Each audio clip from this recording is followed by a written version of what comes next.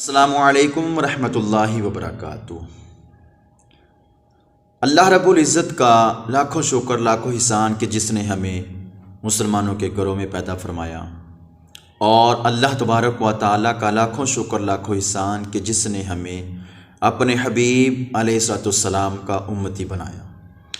اور سب سے بڑی بات یہ ہے کہ اپنے سونے اور لاڈلے حبیب کا امتی بنایا اور اشرف المخلوقات میں سے بنایا۔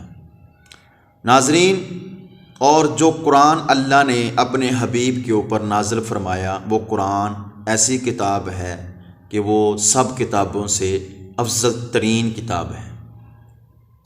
اس کے اندر جو سپارے ہیں وہ سپارے بھی افضل ترین سپارے ہیں۔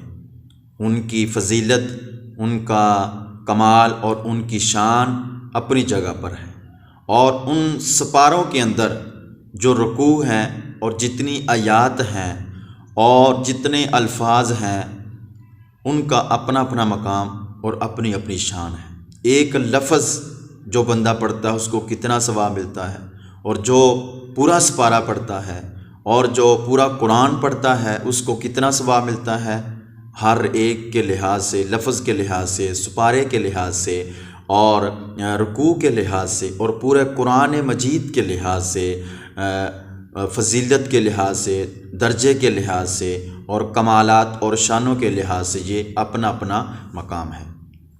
تو آج میں آپ کے سامنے کچھ چیزیں عرض کرنا چاہتا ہوں۔ 25واں سپارہ سورہ دخان، سورہ دخان کی فضیلت کے حوالے سے، اس کے ترجمے کے حوالے سے میں بات نہیں کروں گا، اور نہ ہی اس کی تفسیر کے لحاظ سے میں بات کروں گا، بلکہ اس کی فضیلت کے لحاظ سے کہ اس کی فضیلت کتنی ہے۔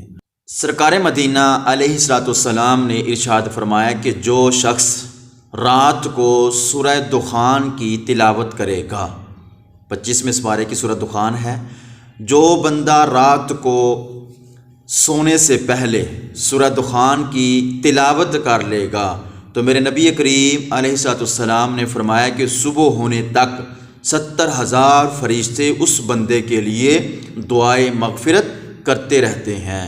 یہ حدیث پاک صحیح ستہ کی ہے، ترمذی شریف کی حدیث پاک ہے، اور اس سے اگلی حدیث پاک یعنی فضیلت کے لحاظ سے، سورہ دخان کی فضیلت کے لحاظ سے دوسری حدیث پاک یہ بھی صحیح ستہ ترمذی شریف کی حدیث پاک ہے۔ حضور علیہ السلام نے ارشاد فرمایا کہ جو شخص شب جمعہ یعنی کہ جمعے کی رات کو جو بندہ سورہ دخان کی تلاوت کرے گا تو میرے نبی کریم علیہ السلام نے فرمایا کہ اس کی مغفرت کر دی جائے گی۔ نمبر 3، سورہ دخان کی فضیلت کے حوالے سے حدیث نمبر 3، حضور علیہ السلام نے فرمایا کہ جو بندہ جمعے والے دن یا رات میں سورہ دخان کی تلاوت کرے گا تو اس کے لیے جنت میں ایک گھر بنا دیا جائے گا۔ ناظرین، یہ ساری مہربانیاں کس کے صدقے ہیں؟ یہ حضور علیہ السلام کے صدقے ہیں۔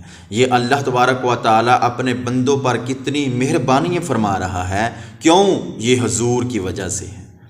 تو ناظرین، اگر میری ویڈیو آپ کو اچھی لگی ہو تو میرے اس چینل کو سبسکرائب کر دیں، لائک بھی کر دیں اور ایک اچھا سا کمنٹ ضرور دے دیں۔ میری دعا ہے اللہ آپ کو خوش رکھے، شاد و آباد رکھے، سلامت رکھے اور اپنے حفظ و امان میں رکھے۔